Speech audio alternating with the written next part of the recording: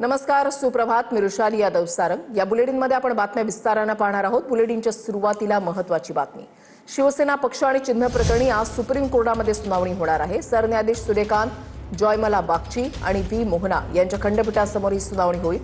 अंतिम युक्तिवादाबाबत आजच्या सुनावणीमध्ये निर्देश देण्याची शक्यता आहे. सर्वोच्च न्यायालयामध्ये गेल्या 4 वर्षांपासून हे प्रकरण प्रलंबित आहे.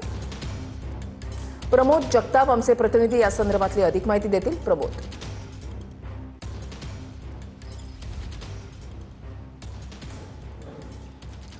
ऋषाली, खरं तर 3.5 वर्षांपूर्वी जेव्हा एकनाथ शिंदे यांच्या पक्षाला केंद्रीय निवडणूक आयोगाकडनं पक्षचिन्ह आणि पक्ष दोन्ही दिला गेलेला होता, त्याविरोधात उद्धव ठाकरे यांच्या पक्षाकडनं खरं तर सुप्रीम कोर्टामध्ये धाव घेतली गेली होती आणि त्यांनी स्पष्ट केलेलं होतं की पक्ष आणि चिन्ह एकनाथ शिंदे यांना चुकीच्या पद्धतीने दिलेलं आहे, ते आम्हाला दिलं पाहिजे असं म्हणत खरं तर ती याचिका दाखल झालेली होती. त्या याचिकेवरती युक्तिवाद काही प्रमाणामध्ये सुप्रीम कोर्टामध्ये पार पडलेले होते. अनेक वेळा तारीख पे तारीख पडल्याचं चित्र आपल्याला बघायला मिळालेलं होतं. मात्र कोर्टाकडनं अंतिम निर्देश जे आहेत ते दिले गेलेले नव्हते. ज्यावेळी मागच्या वेळी सुनावणी झालेली होती सुप्रीम कोर्टामध्ये, त्यावेळी दोन्ही बाजूंच्या वकिलाकडनं स्पष्टपणे सांगितलं गेलेलं होतं की हे प्रकरण अनेक महिन्यांपासून खरं तर अनेक वर्षांपासून खरं तर कोर्टामध्ये पेंडिंग आहे. हा मुद्दा उद्धव ठाकरे यांच्या पक्षाचे वकील देवदत्त कामत यांच्याकडनं उपस्थित केला गेला होता आणि त्यांनी स्पष्ट केलेलं होतं की आम्हाला युक्तिवादासाठी अगदी काही तासांची गरज आहे. त्यावेळी कपिल सिब्बल उद्धव ठाकरे यांच्या वतीने बाजू मांडताना स्पष्ट म्हणाले होते की आम्हाला फक्त 3 ते 3.5 तास युक्तिवादासाठी द्या, मी अंतिम युक्तिवाद पूर्ण करतो असं तेव्हा त्यांच्याकडनं सांगितलेलं होतं. आणि पूर्ण युक्तिवादासाठी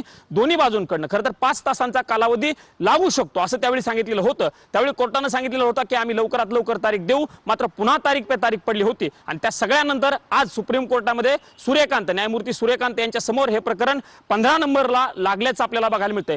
ऋषाली, आज खरं तर शक्यता आहे हे प्रकरण बोर्डावरती येऊ शकतं, कारण 15 नंबरचं प्रकरण हे सुरुवातीच्याच काळामध्ये असल्यामुळं या प्रकरणी युक्तिवाद होऊ शकतं. आज कदाचित कोर्टाकडनं काही अंतिम युक्तिवादाबद्दल दिशानिर्देश दिले जाऊ शकतात. ते दिशानिर्देश कशा पद्धतीने दिले जातात, तारीख नेमकं काय दिली जाते हे बघणं महत्त्वाचं असणार आहे. पण मागच्या काही वर्षांपासून तारीख पे तारीख. धन्यवाद प्रमोद दिलेल्या सविस्तर माहितीसाठी.